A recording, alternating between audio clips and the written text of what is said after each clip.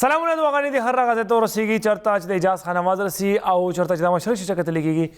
امید چې د خاص سیادت مالکان به د خاصیتونو ما خوندور شانت کې مزيله یو ځل بیا تاسو په خدمت کې حاضر یو رمضان ټرانسمیشن سره تاسو په خدمت کې ځل بیا ویو سمون دا وایو چې سبب زمونږ دا ټرانسمیشن په 3 بجې شروع کیږي لکه اوس خو دا کنه مطلب د ټایم شروع کیږي سبب دا زمو د شاه فیصل صاحب دا سیګمنټ با 15 منټه پاسه 3 بجې شروع کیږي خبر شاه فیصل صاحب السلام علیکم. وعلیکم السلام. ماشاءالله شاه فیصل صاحب نو خو بالکل ام پی ایم نه ښکاري اول ځان ته وګورئ. نه زما خو ګوره ملکه دا پرسنالټي دا خښته خولي ګری سټایل کنه اندازې گفتگو دا ګوره واسکټ کې هغه د غم دی تاسو نه انسپایر نه زما زه دا سټایل کولی نشم کنه شاه فیصل صاحب مثلا یو خو زما د دغه شان ډریسینګ ته رجحان نشته کنه مسله دا مشکل دا دی کنه ډیر غټه مسله چې کومه ده او بل چې کله مثال کے طور باندې سړی وي زه بس ډریس مې وکړم زه بیا واسکټ سره چوم دا یو برډن ټایپ دی فلان کډینګ دی خو دی کنه نو موږ هغه خلک کی کنه دی وجه نه شاه فیصل صاحب چشم بدور ماشاءالله ډیر ښه ښکاري ان شاء الله نیر فیوچر کې تاسو موږ ایز سېنیټر ام پی ایم نه کنه خامخا تاسو مثال کے طور باندې ایز ا نیوز کاسټر دنیا خلک چې کم نه دا حقایق نه خبره وي نو خلک ویر دا کس بالکل ټیک دی یار دی مطلب دی دروغ نه وي دی چې کوم خبره کوي بالکل ټیک ټاک خبره کوي کنه نو ان شاء الله پر روان فیوچر کې نور سال دی صحت مزاج الحمدلله پرونو مس کریډر زیات خو خسر رحمان صاحب رالو خسته طریقې سره پروګرام وګړي ماشاءالله رحمان صاحب خو زموږ سینیئر ملګری تکړه بالکل او بس په زموږ سره کارونه مورونو مې ځای غو پکې زه ښه خبره ده اختر کپڑے سي حساب دا خو تقریبا شلم ورجه ده کوي وشتمه بس ما خدای مهربانه شو ها ریډی میډ سره یاره دا ډیره مزه کوي شاه فیصل صاحب دا تیار شي ملاو نشي کنه سړی یو ټینشن نه اخلاق شوم کنه فارغ شوم نو لکه ګور دا کپڑے غسل دا یو بل غدي ټینشن دی بیا کوم کپڑا والم دا بل ټینشن دی کنه کاټن والم نو خو 2 سیزن دی یو سیزن دی پرې دا مړه ګریس کپڑا لم دا نور کپڑا لم دی کې کوم ټراپیکل کوم د یخنه د ګرمه د کنه روان ګرمي ده د سر بس کیږي بیا چې کوم دی کنه درځي ته وړل بیا هغه بل ټینشن دی بیا راوړل درځي نه دا بل ټینشن او بیا چې کول چې ودرګه چې په کې خراب ونه دي دا ډیره غټه مسله وي ځکه هغه خو ما ساده سول شي شافه څه دوه جوړې وي او ټول خراب شوی وي ډېر ټایټ ګنډلې وي دا ستونی مو ټایټ وچی نو بیا بس بیا بغیر نوې کپڑے مې واچولې تاسو بیا کورته راوړې ما خو یو ورځ ټایلر نه راواغسته او بس گاډي ګانه پاتې شوې وي تر پښپا دا کوم ټیکسي میکسي ولا تیز رفتارو چنچیوا چنچی خا کلی تلمه بس ما سوتن ټیم بس 12 بجې وي نو بس اړې نه کېناستم یو چا کوی کوزیدم کپړې راسوي یو را سره بیک او کپړې راسوي یو 300 کال مخکې خبره ده نو هغه کپړې مې چې کم یو ډېر په مینا مې اغستې وي یو را لمشر رو راغستې مې خپل اغستې او ډېر په مینا باندې جوړې دوه جوړې والا او دې ټایلر مې لیټ ور کړی وي ټایلر راته ویلم ما ته وی چې تا دوه جوړې راوړي خو یو به وشو یو به ونشي مل نه یو نه کنه دوانه غریب را لبه دوانه کړی وي خو چې وا مې داغه نه مې وړلې کورته بس گاډي کې پاتې شو هغه وړي ګوره شاه فیصل صاحب زمونږ اکثره خلک وایي کنه وایي چې هغه هم دومره ظالم ولکه نمبر پښتا ما ټیلر ته کار وکړو کنه پیژندلو مې لکه مې 4 ته کار وکړو کپړې مې الزما دي نو هغه خو نمبر پی کنه هغه ناپ پکې پای کې نمبر نو هغه ټیک تا او چا مرته ونه چا ته کال وکړم زه تاسو خبرو کوم شاه فیصل صاحب کنه دا تاسو دغه خبرو کړو چې کپړې غایب شوړې په مینه محبت باندې کنه زموږ اکثره د تبلیغیان رونه یا مشران وی کنه چې هر یو کار کې ته خیر ګوره کنه چې دغه د الله تعالی خیر نو سب ته لګي درځي په کې ستاده ریونج د پاره یوستنه پکې پټه چرته کیږي کنه چې صبر کا دغه ما باندې کار کو خو پارام مې روانه چی کنه نو اغستنه نه کېدی چې د طلبه بچ کولې که خیر کنه ډیسیو کول دی مایند بالکل بل تاسو ته هغه خبره کړی چې هغه خو دوه ظالم انسان کال متونه کنه تاسو خبرې نه سبب ما لاست ایئر کپڑے وړلې خپل درځینه ما ته ډیر احتیاط وکړ سره مې څنګه وی ډېر پرون به تنو کسانو دا کیسونه رالل کنه وی په لار کې وی په بایک باندې ناس پی کنه او نورې غونډه کې بلیډ وسره دی لکه تا خو به دا شاپر داسې نیولې کنه بالکل وی او روسنا بل راشي غیدنه چې کې بس په مخه دی ښه پته هم نه چلیږي نو ما خطا خبرې مشته پکې لکه با تاسو خو بیا پرې خو وتا کنه هغه خو سم مهنتونه کړو چې پټیکړې وی بل سره بس هغه ته وی چې هغه یې راشد مال غنیمت راته ملاو شوی دی سید مالی غنیمت نه خبر راځه شو دا مالی غنیمت خو سم مفت مالی کنه ډیره مزه کوي زمونږ چې کوم په رجوع کې موږ د رمضان پیکج خبره کوله د صوبایي حکومت طرفه هغه هم چې کوم د بل اخر خلکو ته ملاوي دل شروع شول او ما پرون ما نن یو پوسټ وکړو چې تقریبا ډیرو خلکو ته ما په خیال او دا بوز دلته کې وزیر اعلی صاحب دغه کې راغلی او د سټیډیم ته راغلی او افتتاح وه نیشنل T20 سټارټ شوي دي دلته کې سټیډیم کې نو هغې کې بیا هغه میډیا ته تپوس وکړو چې جی هغه دغه رمضان پیکیج څه وشو نو په هغې کې هغې ویلي چې موږ ته شروع کړي دي او هغې کې څه ټیکنیکل مسله وه حل شوې ده او تقریبا هغې خو دا دعوه کړې وه چې 2 لک پورې کسانو ته میلاو شي او نورو ته هم میلاو شي صحیح ده دا ډېره ښه خبره ده او کم از کم ځه اختر را روان دی لږ غونته کې به د ماشومانو په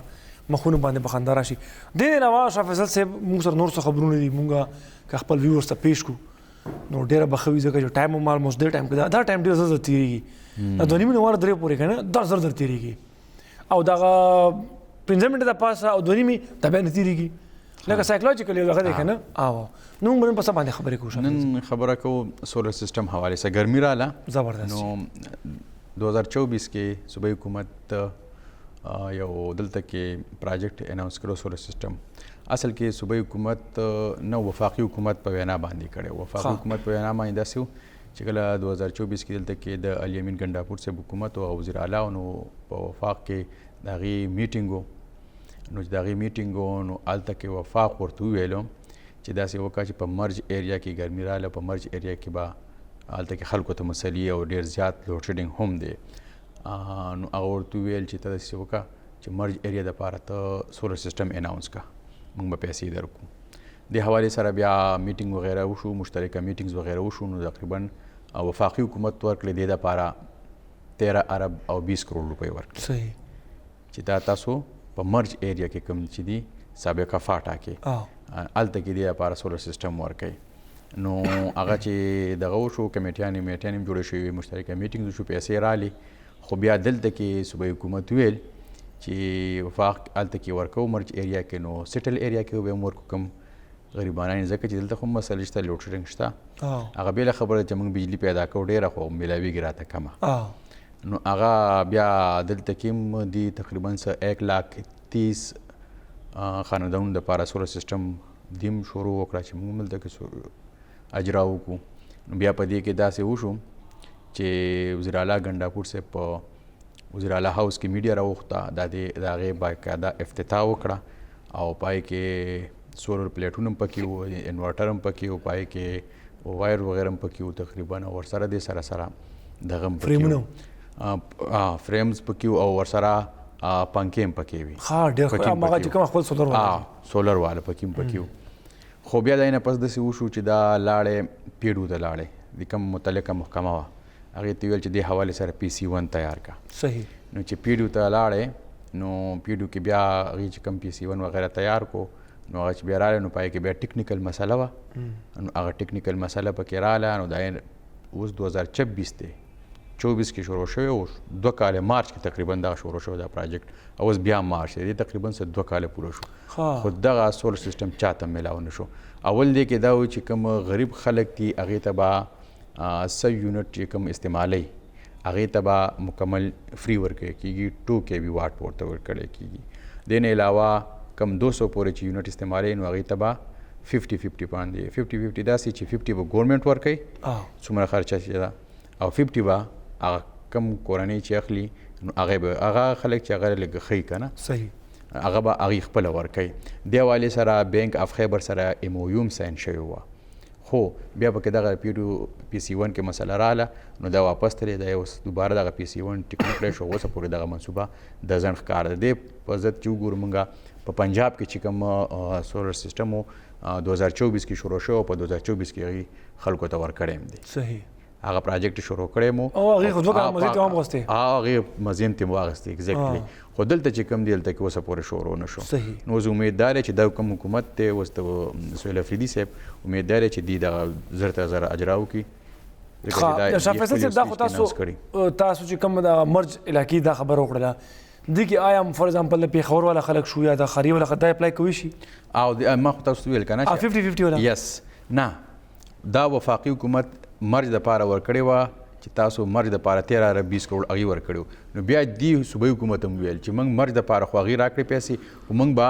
خپل ذاتي طور باندې سیټل ایریا چې کوم دی پېښور مردان نوخار داسې دې دپاره هغې خپل یو منصوبه شروع کړه، مطلب خپلو پیسو نه. هغه پیسې خو منصوبه د دې وه خو پیسې وفاق نه راغلې د مرج ایریا دپاره. دلته چې کوم نو دوی بیا بینک آف خیبر سره MOU کړه، د هغې سره یو اګریمنټ شوی، نو د هغې په ترونه باندې بیا پیسې میلاوېدې. نو هغه سین لا پاتې دی که نه هغه چې کوم پروجیکټ دی؟ نو هغه خو PC1 کې یو دغه مسله راغله، هغه ټیکنیکل څه ایشو وه په هغې کې راغلې وه، اوسه پورې هغه ونه شوله، ځکه چې زموږ خو د کوم بیراکرسي دی خو مختلف مسایل دي، هغوی چې دا غټ پروجیکټ دی نو هر سړی بیا پکې کوشش کوي چې بس دا پروجیکټ ما ته میلاو شي، کمیشن هم پکې خپل یاري او هغوی پکې نور هم ځان ته کوشش کوي. صحیح بالکل. بهرحال دعا به دا کوو چې که دا پروجیکټ دی مارچ انډه پورې وشي ښه به وي شاه فیصل صاحب، ولې تاسو وګورئ بجلي ډېره ته ګرانه شوې ده. بالکل. بل چې دا 55 روپیز په پټرول کې ګران شول نو دا به خامخا دي څه کوي، دی به د اکتوبر، نومبر، دسمبر، جنوري د دې په فیول ایډجسټمنټ کې به هم دا هلته موږ پسې راولي چې بوی دا فیول سره سره LNG هم ګرانېږي، ځکه چې LNG د قطر نه موږ راغواړو او قطر هغه ابنای هرمز بند دی، چې هغه بند دی نو هلته کوم مسایل راځي نو لوډ شیډنګ بس یې واقع کېږي، ځکه چې موږ اکثر کومه بجلي چې دا څه خپله پیدا کوو او څه چې کوم د LNG په ترو باندې LNG موږ د قطر نه راغلو هغې ترو باندې پیدا کوو، نو دغې وجه هم ګرانېږي. دا اوس بله مسله ده که نه، نو دې دا ټول چیلنجز به که خیري موږ ته را روان دي، پر روان یو څو میاشتو کې، بلکې ما به ښه د نیکسټ منت نه به دا څه شروع شي دغه مسلې مسایل دا ګرانه ګراني. نو دې لپاره پکار دا ده حکومت پښتونخوا ته چې تاسو برای مهرباني په دې حق باندې څومره زر تر زره کار کولی شي ویې کوي. بلکې دا دا شاه فیصل صاحب لکه تاسو سوي چې یاره دا نیم په نیمه چې کوم دا 50-50 والا که ان کیس دا هم نشي نو په ایټ لیسټ مارکیټ کې چې کوم دا سولر پلیټس دي یا فار ایگزامپل انورټر دي، مینه مسله انورټر ده، تاسو به پلیټ میاشت په میاشت هم والئ، تاسو به یو میاشت کې دوم واخلئ، خو انورټر چې کوم دغه انسان ته لګونده کې ملا ورماتای هغه لږ ګران دی. نو که په دې باندې لګونده کې سبسډي جوړ شي، ګورنمنټ دې طرف ته سوچو چې چېرې څه شو هغه د چې کوم بینک په ترو باندې مونږ دا انیشیټیو سٹارټ کولو دا ډېر ګران دی، یا فار ایگزامپل ټایم پکې اخلي، نو سبسډي په ترو باندې مونږ دا ایټ لیسټ کار کولی شو چې مونږ یا دکان ټاکي چې فلان کې دکان ته تاسو ورشئ هلته که نه تاسو فار ایگزامپل یو شیز دومره فارمل کوئ، ما انفارمل پکار ده، فارمل چې شي نو بیا به همدغه ده چې PC1 دی PC2 دی که نه، بیا د هغې دغه دی که نه فلان کې شیټ دی ډنګلي شیټ دی، نو دا ټول شیزونه به بیا ټول سکپ شي. بس وروره یو دکاندار دی که نه جي حاجي صاحب هلته ورځئ تاسو هلته نه سودا رلی، خو دې کې دا کرایټیریا دا نه پکار چې د ورکر د پارټۍ دې دپاره کرایټیریا پکار ده هر عام خاص که نه عام خاص، یا فار ایگزامپل هغې دا وټاکي چې بھئی زمونږ فرسټ 3 لاک کسان چې کوم دي دا زمونږ ټارګټ دی، دا زمونږ چې کوم دی که نه یو آمدنې کم دی. واو صحیح ده. یا مثال کے طور باندې دکاندار سره د بل فوټو کاپي دی که نه چې بھئی ته بل روړه د بل فوټو کاپي که نه،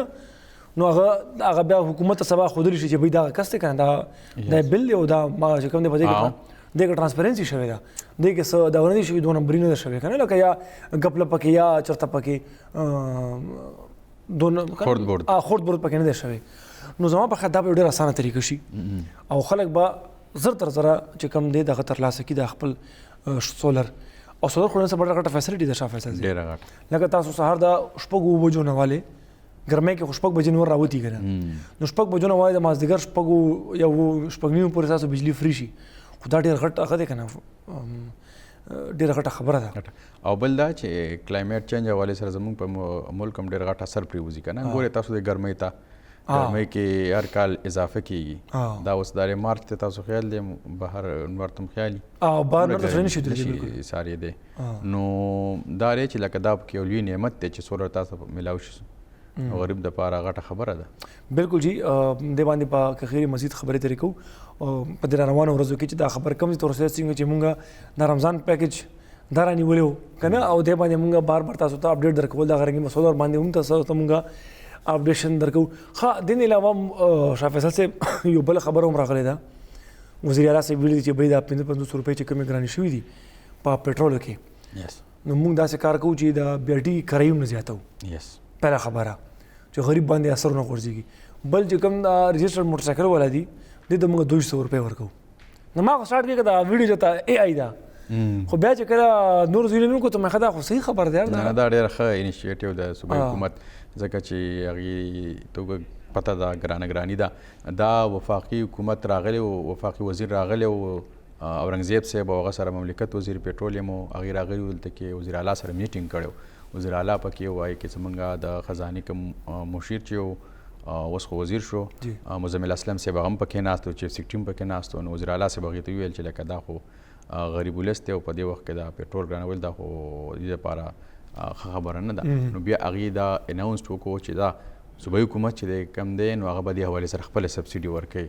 هغه خلکو له څوک چا سره چې موټرسایکل وي او رجسټرډ وي نو دا موټرسایکل چې تاسو ګورئ نو دا د اکثر د ښکته طبقې خلکو سره یې خپل ضروریات دپاره یې ساتلي که نه مجبورین یې موټرسایکل یې ساتلي اکثر زیاتره خلکو نو هغه ویل چې هغه خلک چې چا موټرسایکل رجسټرډ وي نو هغې ته به تقریبا 2200 روپۍ موږ ورکو 1100 روپۍ به فوري ورته ورکولی شي او 1100 روپۍ به بیا بعد کې ورکولی شي خو دا هغه خلکو لپاره چا چې موټرسایکل رجسټرډ وي نو هغه کسانو ته پکار دي چا چې موټرسایکل نه وي رجسټرډ پکار دی چې خپل موټرسایکل رجسټرډ کړي هغې خو به اوس لازمي رجسټر کړي ځکه چې سیف سټي منصوبه هم شروع شوې ده نو هغلته کې ورته مسایل پیدا کېدی شي نو هغې د اخره چې 800 روپۍ په هغې باندې خرچه راځي نو هغه د رجسټرډ کړي نو زه یو به دا فایده میلاو شي د 2200 روپۍ به واخلي بل دا دی چې هغې نقصان نه هم بد شي زبردست جی دا هو سیف سټي چې کوم پروجیکټ دی په دې کې کوم جرمانه راځي دې نه هم بچ کېږي او بل هغه 200 روپۍ فایده هم دې ته هم تاسو ګوري ښه شاه فیصل صاحب اوس کوم دا خبرو کو چې دا کم رجسټرډ خبره کوي آیا د پېښور د رجسټرډ نمبر والا یا کې پي کې چې څومره فور ایگزامپل دغه دی که نه مردان نوخار او یس دا ټول صوبې دپاره دي دا ټول صوبې دپاره ټول صوبې دپاره چې اکسایز سره ستاسو موټرسایکل رجسټرډ وي ستاسو په نوم وي نو هغې ته به دا میلاویږي صحیح اوس طریقه کار به څنګه وي آیا به دا مونږ د ایزي پیسه په تور باندې میلاویږي که نه د دې طریقه کار لا واضحه شوی نه دی خو شاید چې ایزي پیسه باندې شاید په دغې طریقه باندې میلاویږي صحیح دی جی دا به که خیري بیا په روانو ورځو کې نور هم لږ کې واضح شي چې دا 200 روپۍ په کم درکې باندې میلاویږي بهر ډېر ښکلي انیشیټیو سټیپس اخیستل دي دغه پښتونخوا د حکومت طرف نه دا 55 روپۍ سره چې حساب وکړي جاز به نو تا تقریبا 40 لیټر جوړېږي 40 لیټر حساب سره که نه نو ډېر شی دی غریب سړي دپاره 40 لیټر غټ شی دی او ما په خیال په یو میاشت کې سړی څومره لیټر استعمالوي که نه که تاسو د ورځې هم صرف لکه آنه جانه ګورې اکثره موټرسایکل یې 40 کیلومیټر ورکوي په یو لیټر کې که نه نو تاسو که لټ سه یو نیم هم کوي نو دا لکه لټ سه 55 لیټر شو نو بس بیا هم 15 لیټر بوج به در باندې یا 10 لیټر بوج خو نو غم ما به خیال ټول تاسو چې کوم نه په دې کې کور شو بهر شاه فیصل صاحب تھینک یو سو مچ که خیری سبا مونږه 15 منټه پاسه درې بجې ملاقات کوو ان شاء الله او په هغې کې بیا که خیری مختلف نور موضوعاتو باندې خبرې ترې کوو کوشش به دا کوو چې بھائی مونږه خامخا لږ کې که تاسو خیال کړی وي مونږ پازیټیو خبرې زیاتې تاسو ته وړاندې راوړو ځکه چې که چېرته په یو ځای کې مسلې مسایل شته خو هلته لږ هوپ هم شته هلته امید هم شته نو امید سره چونکې امید باندې دنیا قایمه ده شاه فیصل صاحب او بل چې کوم دی اخترام را روان دي نو دا یو امید دی چې په خیر ورسو که نه او خوشحالیانې پکې ومنځو بهرحال جی مونږ به ځو یو بریک طرف ته شاه فیصل صاحب که نه جی مونږ یو بریک طرف ته ځو بریک نه پس بیا مونږ سره لږ اوږد غونډه کې بریک وي که نه ټایم یې زیات وي بیا موږ سره ډاکټر صاحب ناست وي جي او نو تھینک یو سو مچ شاه فیصل صاحب ونس اګین ویورز تاسو ځای مه چېرته مونږ سره اوسئ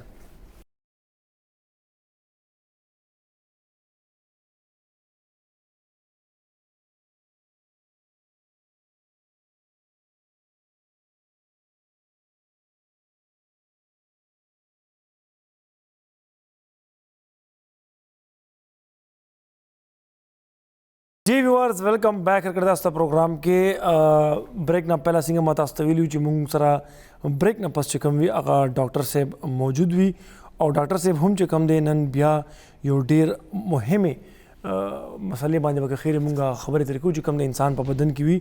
موږ سره نن کنسلټنټ نیورو سرجن ډاکټر عدنان سلیم صاحب د رحمان میډیکل انسټیټیوټ نه هغوی راغلی دی تشریف راوړی دی هغوی سره موږ پروګرام کې خبرې ترې کوو په نیورو سرجري باندې اور دا شانتی نور جو کم ڈیر سینسٹیو بیماریاں نے بھی ڈاکٹر صاحب تھینک یو سو مچ آپ نے ہمیں وقت دیا اور آپ یہاں پہ تشریف لائے بہت ہی سینسٹیو چیزیں آج ہم ڈسکس کریں گے ڈاکٹر صاحب ایک تو جو ہے یہاں پہ جو مینشنڈ ہے اس کے بارے میں کہ ویورز اس کے بارے میں ان کو ذرا پتہ ہو اور دوسرا یہ ہے کہ کچھ لوگ خاص کر ینگسٹرز وہ یا جم کے اوقات میں جم کے ٹائم میں کسی کے ساتھ ضد پہ آ جاتے ہیں اور وہ ہیوی ویٹ یا ڈیڈ لفٹ جو اٹھاتے ہیں اس کی وجہ سے ان کو ڈسک لپ وغیرہ یا اور کچھ ایسے مسئلے مسائل آ جاتے ہیں اس بھی خیر بعد میں بات کریں گے لیکن ڈاکٹر صاحب کیا آپ ہمارے ویورز کو بتا سکتے ہیں کہ ایک نیورو سرجن کا کیا کام ہوتا ہے اور آپ پیشنٹ کو کیسے ٹریٹ کرتے ہیں؟ فرسٹ آف آل تھینک یو فار انوائٹنگ می. نیورو سرجن بیسیکلی وہ سرجن ہوتا ہے جو دماغ، ریڑھ کی ہڈی اور اعصاب کی رگوں کی بیماریوں کا علاج کرتے ہیں. صحیح. ہمارے پاس مختلف قسم کے مریض آتے ہیں، جیسے دماغ کے ٹیومر ہو گئے، ٹھیک ہے، دماغ کی چوٹ، کچھ فالج کے کیسز، ڈسک سلپ یا ریڑھ کی ہڈی کی بیماری جس کو ہم رگ النساء یا ارک النساء بھی کہتے ہیں، جی، اور کچھ پیدائشی بیماریاں بھی. صحیح. بعض بیماریاں ایسی ہوتی ہیں جن کا دوائیوں سے علاج ہو جاتا ہے، کچھ ہوتی ہیں جن میں ہمیں پھر آپریشن کی ضرورت پڑتی ہے. صحیح. سر اگر کچھ پرسنل بیک گراؤنڈ اور ٹریننگ کے بارے میں بھی بتا دیا جائے تو ہمارے ویورز کو. سو بیسیکلی میرا تعلق کراچی سے ہے. میں نے آغا خان یونیورسٹی ہاسپٹل سے اپنی نیورو سرجری کی ٹریننگ حاصل کی ہے. اس دوران اور اس کے بعد بھی جب میں وہاں پہ کام کرتا تھا تو دماغ اور ریڑھ کی ہڈی کے کافی آپریشنز کے مجھے ایکسپیرینس کا شرف حاصل ہوا وہاں پہ، اور اس کے بعد سے اب ایز کنسلٹنٹ نیورو سرجن میں کام کر رہا ہوں. میرا مقصد یہ ہے کہ جدید اور سیف علاج میں مریضوں کو پرووائڈ کروں. صحیح. سر ایک آج کل ہم نے سنا ہے کہ آپ کا جو انسٹیٹیوشن ہے سر وہ جاگتے میں آپریشن، وہ بھی دماغ کا، تو یہ جو ہے سر انجام دے رہا ہے آج کل. تو اس میں پیشنٹ واقعی مطلب جاگ رہا ہوتا ہے، وہ باتیں کر رہا ہوتا ہے کہ نہیں کر رہا ہوتا ہے، ساتھ میں آپ لوگ سرجری بھی کرتے ہو. اس اسپیسیفک اس کو نام کیا لیتے ہیں؟ بالکل. سو ہم کرتے ہیں اس کو اویک کرینیوٹمی کہتے ہیں. ہم اویک کرینیوٹمی میں ہوتا یہ ہے کہ مریض یا تو مسلسل یا آپریشن کے خاص وقت کے دوران جاگ رہا ہوتا ہے مسلسل طور پہ. اس میں ہوتا یہ ہے کہ مکمل جاگنے والا جو حصہ ہوتا ہے اس سے پہلے مریض کا جو سر ہوتا ہے وہ سن کر دیتے ہیں، کچھ سیڈیشن یعنی کہ سکون کی دوا دیتے ہیں جس سے مریض آرام دہ ہو جاتا ہے. صحیح. مقصد یہ ہوتا ہے کہ آپریشن کے دوران جو کرٹیکل ایریا پہ ہم کام کر رہے ہوتے ہیں تو وہاں پہ کام کرنے کے دوران ہم مریض سے بات چیت کریں، مریض کے ہاتھ پیر کی حرکت چیک کرتے رہیں تاکہ کسی ایسی جگہ پہ ہم کام کر رہے ہوں تو ہم اس کو بچا سکیں، اس کو تحفظ دے سکیں تاکہ کمپلیکیشنز کا رسک کم ہو جائے. اویک کرینیوٹمی کا یہ مقصد ہے، اور یس بالکل ہم RMI میں یہ چیز سر انجام دے رہے ہیں. سر مطلب کوئی درد وغیرہ تو نہیں ہوتا؟ مطلب اگر ہمارے ویور یہ یا مجھ جیسا عام بندہ وہ یہ سوچے کہ فار ایگزامپل برین میں کام بھی ہو رہا ہے، آج صاحب نے کہا کہ ہم اس کو آرام دہ کر دیتے ہیں، تو کبھی کبھار اس طرح ہوتا ہے جس طرح دانتوں میں کام کر رہے ہوتے تو تھوڑا بہت پین فیل ہو جاتا ہے یا وہ ایک پرکس آ جاتا ہے، تو وہ پرک بھی نہیں ہوتا؟ تو بالکل یہ ایک عام سوال ہے، کیونکہ ظاہر مریض اور اس کے گھر والے یہ چیزیں ہم سے پوچھتے ہیں. ہماری کوشش یہی ہوتی ہے کہ ہم اور اینستھیزیا کی ٹیم مل کے مریض کو جتنا آرام دیں، جتنا کمفرٹیبل رکھ سکیں وہ رکھیں. پین فری ہو جاتا ہے کیونکہ دماغ کے اندر پین ریسیپٹرز نہیں ہوتے، دماغ کو درد کا احساس نہیں ہوتا. صحیح. ہاں، جلد اور ہڈی جو ہوتی ہے وہ پین سینسیٹیو ہوتی ہے. ہم اس طریقے سے اسپیسیفک انجیکشنز لگاتے ہیں اور ایسی دوائیاں دیتے ہیں. مریض کو بالکل محسوس ہوتا ہے کہ کچھ کام ہو رہا ہے، لیکن زیادہ تر اوقات درد نہیں ہوتا ہے ان کو. ٹھیک ہے سر. ایک کال سر دیتے ہیں. کون ہے ہمارے ساتھ؟ السلام علیکم جی. السلام علیکم. اجازت بھی تاسو خیر جی؟ بالکل ٹھیک ٹھاک جی. سر سو کو کم جنا زمانو مباز او په خبر نه خبرې کوم. اجازت بھی ډاکټر صاحب دا پسند درم چې ډېرو غډيري لکه پیجیده مسلې وي، خو نن سبا ځوانانو کې دا یو ډېره زیاته ریشو د ملا د درد کنه. آو جی. تاسو اورئ جی؟ آو جی اورو جی. دا د ملا د درد چې د ملا ډېره زیاته خوږي کنه. آو او دا ډېر خلک چې کوم دی نو څوک لکه د سیلف میډیکیشن سره څوک حکیمانو لځي او څوک د هومیوپیتھک ګولۍ خوري. نو آیا ډاکټر صاحب ته وایي چې لکه دا خلک چې کوم دی دا په یو قسم باندې منع کوي او هغې ته وایي چې تاسو راشئ خپل چیک اپ وکړئ، اول هغې نه پس ته ټیبلېټ یې وخورئ. دا علي حاجي عباس تاسو ته خبره کړه دوباره ریپیټ کړئ ځکه چې دا اواز تاسو لګونده کې مسله ده هغې ته چې موږ اواز یې وانه اورېدلو. تاسو آخري خبره لکه دوباره ریپیټ کړئ. نه الکان چې کوم دی د دې کې د دې ملا د درد او یا د خپو د درد ریشو ډېره تاسو دوباره ټرای وکړئ فون، نو انشاءالله خبرې به لګي صحیح وشي ځکه چې لکه مسله ده ډېر معذرت سره. تھینک یو سو مچ. اچھا ڈاکٹر صاحب ہمارے تھے اس پہ کہ یہ جو ہے جو پین ریسیپٹرز ہوتے ہیں وہ آلموسٹ جو ہوتے ہیں وہ سن ہوتے ہیں. جی جی بالکل صحیح. سر کتنے ٹائم سے یہ سرجریز مطلب چلتی آ رہی ہے جاگتے میں؟ ان کو تو ہم کراچی میں تو آغا خان اسپتال میں کافی عرصے سے ہم یہ کیے جا رہے ہیں. جی سر. کافی سال ہو گئے ہیں. پشاور میں اور KPK میں یہ ریلیٹیولی نیو ہیں. جی سر. کچھ ڈاکٹرز ہیں، کچھ ہمارے نیورو سرجنس ہیں میرے ساتھ جو کہ اس چیز میں مہارت رکھتے ہیں، تو ہم لوگ کر رہے ہیں. بٹ ابھی بھی کیونکہ یہ ایک ریلیٹیولی نیو چیز ہے تو عوام کو آگاہی کی تھوڑی سی ضرورت ہے کہ یہ بھی ایک آپشن ہوتا ہے کچھ اسپیسیفک کیسز میں جی جو مریضوں کے لیے فائدہ مند ہوتا ہے. سر وہ اسپیسیفک کیسز اگر ہم یہاں پہ اس کے بارے میں ڈسکس کر لیں کہ وہ کون سے پیشنٹس ہیں یا کون سے کیسز ہیں جس میں اس والی سرجری کی ضرورت پڑتی ہے؟ عام طور پہ یہ ایسے برین ٹیومرز کے کیسز میں کرتے ہیں، دماغ کے ایسے رسولی جو کہ اس حساس جگہ پہ ٹیومر ہوتا ہے جو کہ آپ کی سپیچ یعنی کہ بولنے کی صلاحیت یا بول چال سمجھنے کی صلاحیت یا آپ کے ہاتھ پیر کی طاقت کنٹرول کے سینٹرز ہوتے ہیں، اس جگہ پہ یا ان کے پاس وہ رسولی ہوتی ہے، ان کے لیے یہ بہت مفید ہوتے ہیں، یہ اویک ریٹینوٹمی کے کیسز. صحیح. یہ والی سر اگر ہم دیکھیں یہ والی جو بیماریاں ہوتی ہیں نارملی پیشنٹ کیسے فیل کرے گا کہ میرے یہاں پہ برین میں کوئی جو ہے ایشو چل رہا ہے؟ جنرلی آپ نے صرف بات کی سر کہ وہ پاور کی ہاتھ والی یا وہ جو بولنے والی ہے اس کی، وہ جنرلی آپ اس کو کیسے ڈیفائن کریں گے سر؟ تو آپ علامات کے بارے میں اگر بات کریں کہ رسولی کے، تو عموماً زیادہ تر مریضوں کو دماغ میں سر یا بوجھ، دماغ میں سر درد یا سر میں بوجھ زیادہ محسوس ہوتا ہے. جی سر. جو کہ عموماً صبح کے ٹائم اٹھنے میں زیادہ ہوتا ہے اور وقت کے ساتھ ساتھ اکثر اوقات بڑھتا بھی چلا جاتا ہے. جی. متلی اور الٹی بہت زیادہ ہونا، نظر کی کمزوری آ جانا یا دھندلا دکھنا، ڈبل دکھنا، یہ عموماً علامات ہوتی ہیں. اس کے علاوہ اسپیسیفکلی آپ کو جھٹکے، مرگی کے دورے بھی پڑ سکتے ہیں. جی. ہاتھ پیر کی کمزوری جیسا کہ میں نے ذکر کیا، ایک طرف کی کمزوری خاص طور پہ، یہ عموماً علامات ہوتی ہیں برین ٹیومرز کے. جی سر. اچھا سر، تو مطلب یہ والے علامات اگر خدا نخواستہ آ جاتے ہیں کسی کو تو کتنا ٹائم اس کے پاس ایک ٹائم ہوتا ہے کہ وہ اس ٹائم میں جا کے ڈاکٹر سے دیکھیں آپ کو کسی کو بھی اگر اس قسم کے علامات ہوتے ہیں تو ریکمینڈڈ تو یہ کہ جلد سے جلد آپ کسی اسپیشلسٹ کو رجوع کریں، چاہے وہ نیورو فزیشین ہو یا بہتر ہوتا ہے کہ کوئی نیورو سرجن ہو. وقت کا دار و مدار اس چیز پہ ہے کہ وہ کس قسم کا ٹیومر ہے، اس کا بھی لو گریڈ ہائی گریڈ ہوتے ہیں، دماغ کے کس حصے میں ہے، کتنا اس کا سائز ہے. تو پہلے سے یہ بتانا ذرا مشکل ہوتا ہے، لیکن آپ جتنی جلدی اس اسپیشلسٹ کو آپ کنسلٹ کریں گے اتنی جلدی تشخیص ہو جائے گی، اتنا جلدی علاج ہوگا، تو رزلٹ اتنا اچھا آتا ہے اس کا. ٹھیک ہے سر. اس کے علاوہ اگر ہم یہ نارمل لائف کی بات کریں سر، یہ تو ہم نے ایک ٹیومر کی بات کی جس میں آپ ایک ایسی سرجری کرتے ہیں جو بہت ہی کمپلیکیٹڈ سرجری ہم اس کو کہہ سکتے ہیں. اکثر سر یہ جو بیک ہوتا ہے، لوور بیک ہوتا ہے سر، یہ سپورٹس ٹائم میں یا خاص کر جو جم ہم نے اس کی بات کی تھی اس میں جو ہے اس میں اکثر یہ ایشوز آ جاتے ہیں، جیسے فار ایگزامپل ڈسک لپ کا ہو جانا یا فار ایگزامپل کوئی ایسا بون ہوتا ہے کہ وہ اس کا فریکچر ہو جانا. اس پہ اگر ہم بات کریں تو کیسے مطلب ایک انسان اپنے آپ کو اس چیز سے بچا سکتا ہے، اور اگر ان کیس اس کو یہ ایشو ہو بھی گیا ڈسک لپ کا تو کیا وہ ڈسک لپ میں ہی ٹائم گزار سکتے ہیں وہ پین کے ساتھ ساتھ، یعنی اس کو سرجری کی انتہائی زیادہ ضرورت ہوتی ہے؟ اچھا، تو یہ کافی ضروری سوال ہے کیونکہ یہ پبلک کے لیے جاننا بہت ضروری ہے. سب سے ضروری چیز اس کے اندر جو پریونشن ہے وہ پوسچر ہے. آپ کا پوسچر، آپ کا جو فارم ہے ایکسرسائز کے دوران وہ ٹھیک ہونا چاہیے. جی. کیونکہ اگر آپ کا فارم ٹھیک نہیں ہے، غلط جگہ پہ پریشر جائے گا تو اس کے غلط اثرات ہوں گے. ٹھیک ہے سر. دوسری چیز ایکسرسائز سے پہلے وارم اپ اور اسٹریچز کرنا، یہ چیز ضروری ہے. ان سب چیزوں کا خیال رکھتے ہوئے آپ اس چیز کو منیمائز کر سکتے ہیں کہ آپ کو ڈسک سلپ کا،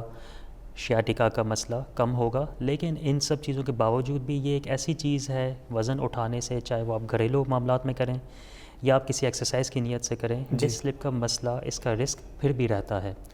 ایک بار جب ڈسک سلپ ہو جاتی ہے، کمر میں درد یا ٹانگوں میں خاص طور پہ جب درد آنا محسوس ہو جاتا ہے، اگین بات وہی آ جاتی ہے کہ آپ کو کسی اسپیشلسٹ سے رجوع کرنا چاہیے. صحیح. اس وقت اس اسیسمنٹ اور ایویلویشن اور پھر ہم اس کی تشخیص کے لیے MRI کر کے دیکھتے ہیں. اس کی بنیاد پر پھر فیصلہ کیا جاتا ہے کہ آگے کس طریقے سے بڑھنا ہے، کیسے علاج کرنا ہے. اگین زیادہ تر مریض بغیر کسی آپریشن کے بہتر ہو جاتے ہیں. صحیح. چند لاکھ مریض ہوتے ہیں جن کو آپریشن کی طرف یا تو جلدی یا ڈیلیڈ سیکوینس میں آپریشن کی طرف جانا. سر سکسیس ریشو کی اگر بات کریں، یہ جو شیاٹیکا اور یا ڈسک لپ کی جو سرجری کی بات ہے، کیونکہ سر ایک ٹائم پہ ایک یہ رومر تھا کہ یہ بہت رسکی ہے، مطلب یہ 50-50 ہے، 50 بھی نہیں بلکہ 90% آپ کے اس کے جو ہے یہ والے چانسز ہے کہ آپ ہمیشہ بیڈ پہ رہ جائیں گے. تو یہ بالکل ایسا ہی ہے. کافی مریض ہمارے پاس آتے ہیں جن کے ذہن میں ہمارے پاس یہ بہت ایک انفارچونیٹلی ایک مس پرسیپشن ہے عوام میں، اور یہ پورے ملک میں ہے، یہ ریجنل نہیں ہے، کہ پیر ضائع ہو جاتا ہے، بستر پہ آ جاتا ہے، مریض کچھ کام نہیں کر سکتا آپریشن کے بعد. حالانکہ ایسا بالکل نہیں ہے. زیادہ تر مریض، 80% سے زیادہ مریض ہیں تقریباً، جو کہ اس سرجری کے بعد بہت زیادہ اپنے اس سمٹم سے، جو پہلے کے سمٹمز ہیں، اس سے ریلیف پاتے ہیں. صحیح. کوئی اس قسم کے عام طور پہ جو ڈسک کا مسئلہ ہوتا ہے لمبر اسپائن میں، جس کی وجہ سے آپ کو شیاٹیکا ہوتا ہے، اس میں آپ سمجھیں کہ 1% سے بھی کم چانس ہے کہ آپ کے پیر میں کمزوری اس سے آتی ہے اس آپریشن. جی سر. تو دس از اے ویری سیف اینڈ ویری افیکٹو سرجری. صحیح سر. ہمارے پاس ایک کال ہے. جی السلام علیکم. ہیلو السلام علیکم. السلام علیکم اجاز بھائی. هلو السلام علیکم اجاز بھائی. خاجي دا आवाज مونږ ته نه راځي تاسو ما خیال زموږ طرف نه صحیح شو ده معذرت سره جو خطا دوبارہ ذکر ٹیشو میں ماتا کائنڈ ہوئے. سر ایک ٹیسٹ کیا جاتا ہے جس کو میرے خیال سے NCS کا نام بولا جاتا ہے جی جی جس میں یہ چیک کیا جاتا ہے کہ آیا جو رگیں ہیں یہ ایکٹیو ہے کہ نہیں ہے. تو سر یہ نارملی نیورو سرجری میں یہ ہوتے ہیں؟ بالکل. NCS یعنی کہ نرو کنڈکشن اسٹڈی بیسیکلی آپ اس صورت میں کرتے ہیں جب آپ کو نسوں کی تقویت دیکھنی ہو کہ نرو پہ کتنے سگنلز آ رہے ہیں, کتنی رکاوٹ ہے. جی سر. عام طور پہ یہ اعصاب کی نسیں یعنی کہ نروز ہیں ان کی بیماریوں کے لیے جیسے کارپل ٹنل سنڈروم ہے یا کسی بھی جگہ پہ رگ کا دباؤ ہو وہ چیک کرنے کے لیے کی جاتی ہے, یا آپ کے اسپائنل کارڈ کی وجہ سے حرام مغز کے دباؤ کی وجہ سے بھی اگر آپ کو تشخیص کرنی ہو تو اس میں بھی یہ مفید ٹیسٹ ہوتا ہے.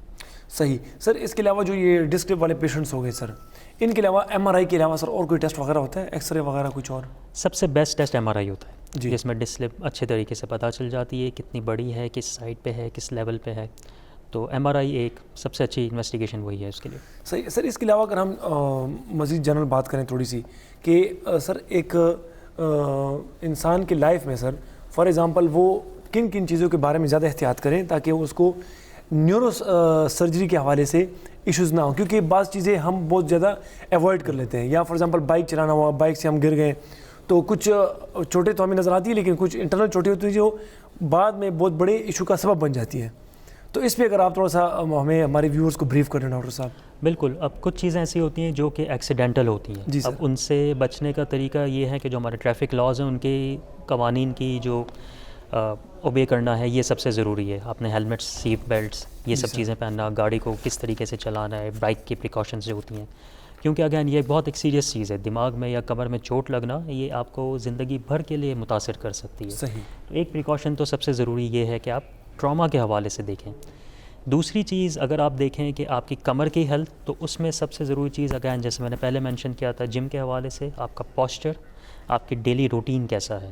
مسلسل بیٹھے رہنا اللہ تعالیٰ نے انسان کو اس کے لیے نہیں بنایا ہے, وہ بھی آپ کے لیے اتنا مفید نہیں ہے. تو آپ کی زندگی میں ایکسرسائز اور چہل قدمی بھی ہونی چاہیے. کمر کا پوسچر کس طریقے سے ہونا چاہیے بیٹھنے کا, وہ چیز امپورٹنٹ ہے. اور ساتھ میں اوور آل ہیلتھ کے لیے جو کہ آپ کے دماغ کے لیے اور باقی اعضاء کے لیے ضروری ہے وہ آپ کے لیے متوازن غذا یعنی کہ بیلنس ڈائٹ اور ایکسرسائز. صحیح. یہ چیز ضروری ہے. اس کے ساتھ ساتھ پھر لوگ اس پہ فوکس کرتے ہیں کہ اسٹریس کنٹرول کس طریقے سے کیا جائے اور باقی جسم آپ کی باقی زندگی میں کیسے کس طریقے سے آپ کے بیلنس اٹین کیا جائے. صحیح. سر ایک میسیج آیا ہمارے پاس کہ ڈاکٹر صاحب سے آپ کائنڈلی ذرا یہ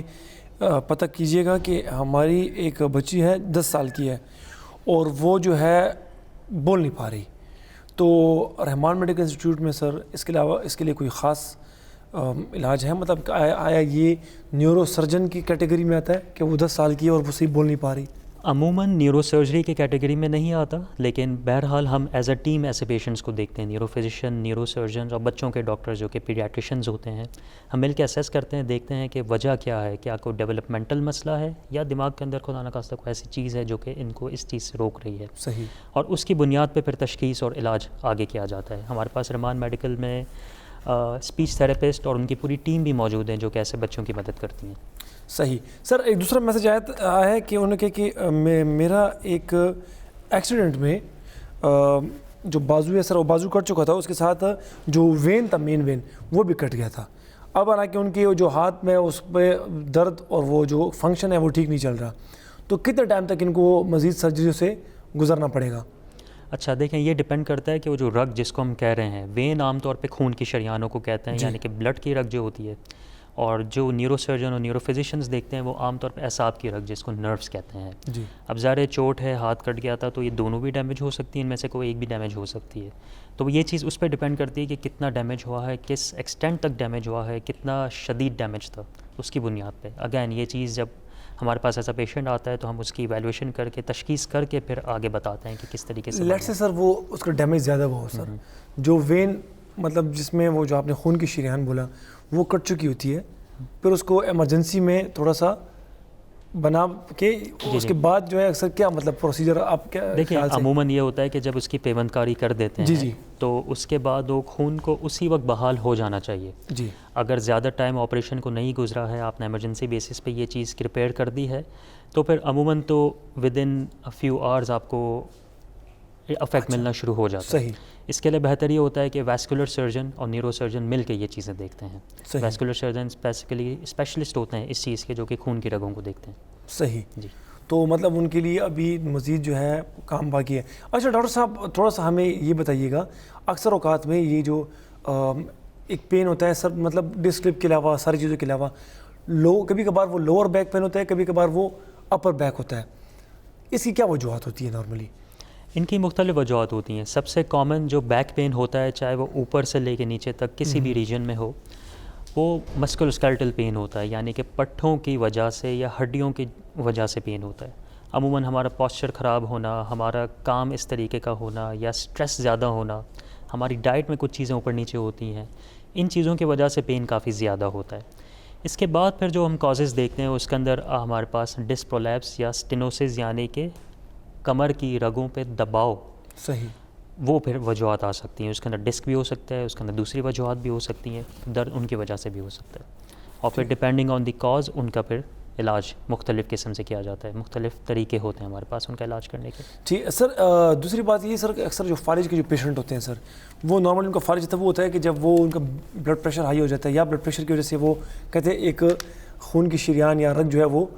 کٹ جاتی ہے. تو مطلب اس چیز کو سر کنٹرول, یہ چیز کوئی کنٹرولیبل ہے سر؟ اس کا بہتر سب سے علاج جو ہے وہ پریونشن ہے. پریونشن کا مطلب ہے کہ اس چیز کو ہونے سے روکا جائے. ٹھیک ہے. تو ہونے سے روکنے کے لیے آپ کو یہ کرنا ہوتا ہے کہ جو رسک فیکٹرز ہیں ان کو کنٹرول کرنا ہے. رسک فیکٹر سب سے کامن ہائی بلڈ پریشر ہے. اس کے بعد شوگر کا مسئلہ ہوتا ہے. شوگر اور بلڈ پریشر پر اگر آپ نے کنٹرول اچھا رکھا ہے, کولیسٹرول یعنی جسم میں چربی کا کنٹرول اچھا رکھا ہے, تو اس کے چانسز کم ہو جاتے ہیں کہ آپ کو کوئی فالج کا اثر پڑے گا. ایک بار جب فالج ہو جاتا ہے تو پھر اس کا علاج الگ طریقے سے ہوتا ہے, اور کسی نہ کسی لیول پہ اس کی پھر کوئی نہ کوئی افیکٹ زیادہ تر مریضوں میں رہ جاتا ہے. تو سب سے بہتر جو کیور ہے وہ پریونشن ہے. سر رمضان کے حوالے سے اگر ہم بات کریں سر, تو انسان کے ایک نارمل انسان پہ کیا مطلب ایک پازیٹیو افیکٹ پڑتا ہے آپ کے نیورو سرجن یا نیورو سرجری کے حوالے سے سر؟ مطلب وہ چھوٹی چھوٹی جو رگیں ہوتی ہیں اکثر, بلڈ پریشر کی آپ نے بات کی, پھر وہ ڈائٹ کی بات ہم نے کی, تو اگر اس کو ہم رمضان سے لنک کر دیں سر تھوڑا سا. اچھا دیکھیں, رمضان ایک, کیونکہ آپ فاسٹنگ جب کرتے ہیں, روزہ رکھتے ہیں, تو یہ ایک بہت ایک کمپلیکس فینومینا ہوتا ہے. آپ کے مختلف جسم کے اعضاء ہوتے ہیں, ان پہ مختلف اثر آتا ہے اس کا. فاسٹنگ کے دوران آپ کا لیور الگ طریقے سے کام کر رہا ہوتا ہے, آپ کا ڈائجسٹو سسٹم الگ طریقے سے کام کر رہا ہوتا ہے, تو اس کے اثرات آپ کو کچھ محسوس ہوتے ہیں, کچھ نہیں بھی ہوتے. بلڈ پریشر کے کنٹرول کے لیے عموماً کہا جاتا ہے کہ فاسٹنگ ہیلپس, لیکن اس کے اندر ضروری بات یہ ہے کہ آپ سحری اور افطار کے دوران آپ بد پرہیزی نہ کریں. صحیح. تو اس میں آپ کو بلڈ پریشر شوگر کنٹرول کرنے میں کافی مدد ملتی ہے, اور ان دی لانگ ٹرم آپ کو وزن پہ کنٹرول کرنے میں بھی مدد ملتی ہے, جو کہ الٹیمیٹلی آپ کی اوور آل ہیلتھ کے لیے, آپ کے ہارٹ کے لیے, آپ کی بیک اور آپ کی نیز کے لیے بھی امپورٹنٹ ہے کہ آپ ایک ہیلدی وزن مینٹین رکھیں. صحیح. اکثر اوقات میں سر یہ جو ہماری جو فنگرز ہوتے ہیں, یہ اس میں ایک قسم کا وہ پشتوں میں کہتے ہیں کہ میگی میگی شوگر ہے, وہ تھوڑا سا سن ہو جاتے ہیں. جی. تو سر کیا ریزن ہے؟ کچھ ہوتے ہیں سر ان کی فنگر جو ہوتے ہیں وہ لرزتے ہیں اس طرح نان اسٹاپ, تو سر یہ کیا سین ہوتا ہے؟ مطلب دیکھیں عموماً زیادہ تر لوگوں میں یہ کوئی خطرے کی بات نہیں ہوتی ہے. جی. یہ ایک آپ سمجھیں کہ زندگی کا ایک نارمل ایک فینومینا سمجھ لیں, جو کہ کبھی ہوتا ہے اور پھر وہ گزر جاتا ہے. ہاں اگر یہ آپ کو بہت تکلیف دے, آپ کے کام میں رکاوٹ دے رہا ہو, یا یہ ایک تکلیف کی فارم اختیار کر لے یا وقت کے ساتھ بڑھتی چلی جائے, تو پھر اس کو انویسٹیگیٹ کرنے کی ضرورت ہوتی ہے کہ یہ کیوں ہو رہا ہے, اور کیا کوئی ایسی چیز ہے جس کو علاج کی ضرورت ہے یا نہیں. ٹھیک ہے سر. سر ٹھیک ہے, انشاءاللہ ہمارے جو ویورز ہیں سر ان کو خواہ جو ہے تھوڑا بہت اندازہ ہو چکا ہوگا, یا تھوڑا بہت جو ہے ان کو ایک قسم کا ایک فائدہ مل چکا ہوگا. سر ان شارٹ آخر میں اگر آپ ہم یہ بتائیں سر کہ ہمارے ویورز کو وہ اوور آل اپنے ہیلتھ کو کیسے مطلب ٹھیک رکھ سکتے ہیں, اپنے ہیلتھ کا جو ہے کس ایسے طریقے سے خیال رکھنا چاہیے, کیونکہ تھوڑی دیر پہلے سر آپ نے بتا بھی دیا, اگر مزید اس پہ ہم ڈسکس کر لیں سر. اس میں سب سے ضروری وہی چیز ہے جو میں نے آپ کو بتائی کہ ایک تو بیلنس ڈائٹ یعنی کہ متوازن غذا ہو. دوسری چیز آپ کے زندگی میں ایکسرسائز کا بھی رول ہے. آپ کا وزن زیادہ نہ ہو, آپ کی ایکسرسائز آپ مینٹین رکھیں, لائٹ ایکسرسائز ہی ہو بے شک, لیکن کچھ نہ کچھ ایکٹیویٹی ہو آپ کی جی جس کی وجہ سے آپ کا سرکولیٹری سسٹم اور ایون آپ کا نروس سسٹم, آپ کی مینٹیشن بھی اس سے ہیلدی ہوتی ہے. جی سر. تو سب سے 2 ضروری چیزیں یہی ہیں آپ کی کہ آپ ایک تو بیلنس ڈائٹ اور ایکسرسائز اپنی زندگی میں رکھیں, دوسرا یہ کہ ان نیسیسری رسکس کو پریونٹ کریں, جیسے کہ ہم دیکھتے ہیں کہ وہ آپ کے ایکسیڈنٹس کی طرف لیڈ کرتے ہیں. جی تو وہ پریکاشنز سب سے ضروری ہیں. صحیح سر. یہ کوشچن ہے کہ یہ جو اسپائنل کارڈ میں فار ایگزامپل کچھ وینس کی ڈیمیج ہو جاتی ہے سر, تو ان کا کیور مطلب یہ کس لیول سے آپ؟ بالکل اس کا کیور ہو جاتا ہے, وہ ڈپینڈ کرتا ہے اگین کہ ڈیمیج کس لیول پہ ہے اور کتنا پرانا ہے, کتنی شدت کا ہے, لیکن وہ تشخیص اگر ہمارے پاس ہو جائے تو اس کے بھی علاج ممکن ہے ہمارے پاس. وہ ہم ایک ایز اے ٹیم نیورو سرجن اور نیورو فزیشینز مل کے دیکھتے ہیں. سر لیکن ہم نے ایسا سنا ہے کہ کچھ لوگ ہوتے ہیں وہ بالکل آن بیڈ ہو جاتے ہیں, وہ کہتے ہیں کہ اسپائنل کارڈ پہ ہمیں چوٹ آئی تھی اور اس کی وجہ سے جو ہے ہم بس فار ایور جو ہے ہمارا یہ جو نیچے والا حصہ ہے, مطلب یہ ٹانگیں ہو گئی, پاؤں ہو گئی, یہ بالکل یوز لیس ہو جاتا ہے. بالکل ایسے بہت مریض ہوتے ہیں جن کے ساتھ یہ انفارچونیٹلی ایسا ہو جاتا ہے کہ وہ معذور ہو جاتے ہیں, چاہے وہ جسم کے ایک طرف ہو یا نچلا دھر ہو یا پورا بھی. ہوتا یہ ہے کہ ایک بار جب اسپائنل کارڈ یا کوئی بھی نس اگر ڈیمیج ہو جاتی ہے, مکمل طور پہ مردہ ہو جاتی ہے, تو اس کو واپس لانے کے لیے کوئی آپریشن یا کوئی دوا نہیں ہوتی ہے. اس کو واپس آنا ہوتا ہے تو وہ خود سے آتی ہے اور آپ اس کو ایک سپورٹیو انوائرمنٹ دے سکتے ہیں. تو اس لیے ایسے پیشنٹ جن کو کمپلیٹ کارڈ انجری ہم کہتے ہیں سائنٹیفک ٹرمز میں, کہ جن کی اسپائنل کارڈ کا ایک سیکشن بالکل کٹ گیا ہو, دماغ سے ڈسکنیکٹ ہو گیا ہو, تو ان میں وہ چیز پھر وہ طاقت واپس آنے کے چانسز بہت کم ہوتے ہیں. اسی لیے یہ بات اسی پہ چلی جاتی ہے کہ پریونشن از دی بیسٹ کور, صحیح بیسٹ کیور. صحیح سر. ایک دوسرا میسج ہے, کہتے ہیں کہ میری امی کو غلط انجیکشن لگا تھا اور جس کی وجہ سے جو ان کے پاؤں کا جو پنجہ ہوتے ہیں نا, یہ اس نے کام کرنا چھوڑ دیا تقریباً, اور علاج ہم نے بہت کیا لیکن وہ ابھی تک ٹھیک نہیں ہوا.